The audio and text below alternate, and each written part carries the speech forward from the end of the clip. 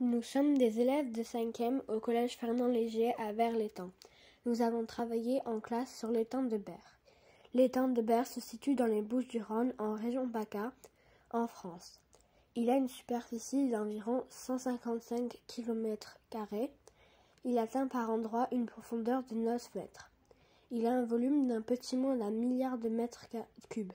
C'est une étendue voisine de la mer Méditerranée, créée il y a 10 000 ans. C'est donc avant tout un site préhistorique avec un riche passé en histoire. Suite à diverses pollutions, au cours de l'histoire, de nombreuses espèces ont disparu. Et malgré une bonne qualité, aujourd'hui, elles ne sont pas réapparues. Nous avons donc cherché à comprendre pourquoi les espèces ont disparu. Dans ces espèces, nous retrouvons les plantes marines qui ont été très importantes pour la qualité de l'eau et des poissons. Des hippocampes, les gobies, les anchois, les oursins et d'autres encore ont eux aussi disparu. Nous avons émis plusieurs hypothèses pour expliquer cette observation.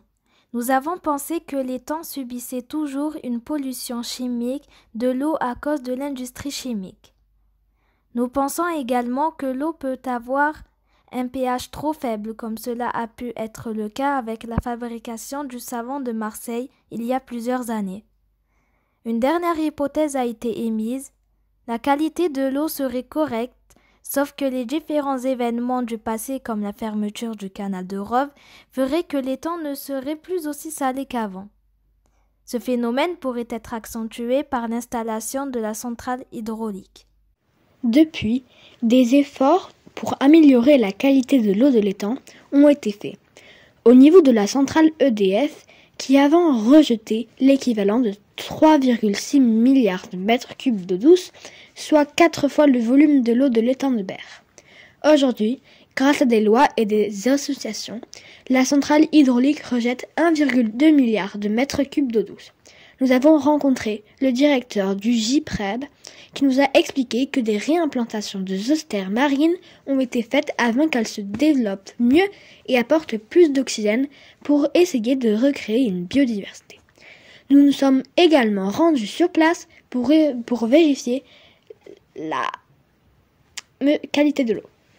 Le taux d'oxygène au bord de l'étang que nous avons mesuré est de 8,9 mg par litre. Il y a donc une présence de vie végétale et de faune normale. Au milieu de l'étang, la concentration mesurée en O2 est de 0 mg par litre. C'est une zone morte. Le taux de salinité en décembre 2020 était de 19,01 g par litre à la surface, 20,80 g par litre au milieu, 23,78 g par litre au fond. Nous remarquons que la salinité de l'eau peut énormément varier selon la profondeur, le temps, vent, pluie et les saisons aussi. Par exemple, en hiver, la salinité est beaucoup plus faible car il y a plus de rejet d'eau douce de la centrale hydraulique. En effet, les besoins d'électricité sont en hausse. En hiver 2019, la salinité était de 17 grammes par litre, tandis qu'en été, elle est en moyenne autour de 25 grammes par litre. Pour protéger et réhabiliter notre étang, nous pensons qu'il faudrait à nouveau ouvrir le canal du Rove. Ce serait une solution pour l'étang, sa faune et sa biodiversité. Le canal du Rove est un tunnel reliant la mer Méditerranée à l'étang de Berre.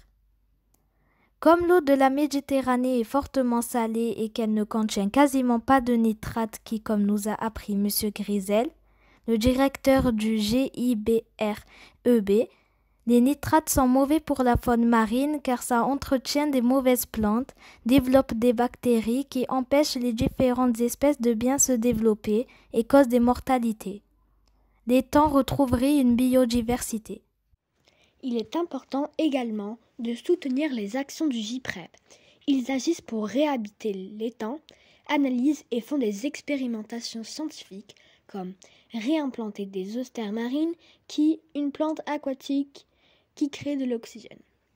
Le JIPREB défend l'étang et essaye d'apporter des solutions et recréer une biodiversité. Tout cela serait encore plus facile si le territoire de l'étang de Berre faisait partie du patrimoine mondial de l'UNESCO. Cela permettrait avant tout de préserver l'étang de Berre afin de sensibiliser sa préservation et sa valeur. L'inscription de biens sur la liste du patrimoine mondial est régie par 10 critères, dont les 6 premiers s'appliquent en particulier aux biens et aux paysages culturels. Les 3 principaux critères auxquels doit répondre un bien pour y figurer sont sa valeur universelle, exceptionnelle, son authenticité et son intégrité. Alors qu'un seul des 10 critères est suffisant pour l'inscription de biens sur la liste du patrimoine mondial, l'étang de Berre en compte 3. Critère 2. L'étang de Berre témoigne d'un échange d'influences considérable pendant son histoire qui s'étale de moins 7000 à nos jours. Dans une ère culturelle bien déterminée sur le développement de la technologie, de la planification des villes et de la création de paysages. Critère 5. Il est un exemple éminent d'établissement humain traditionnel, de l'utilisation traditionnelle d'un territoire et de la mer, de l'interaction humaine avec l'environnement, spécialement quand celui-ci est devenu vulnérable. Critère 9. Il est un exemple éminemment représentatif de processus écologiques et biologiques en cours dans l'évolution et le développement des écosystèmes et communautés de plantes et d'animaux terrestres, aquatiques, côtiers et marins. Pour que l'étang fasse partie du patrimoine mondial de l'UNESCO, je dis oui!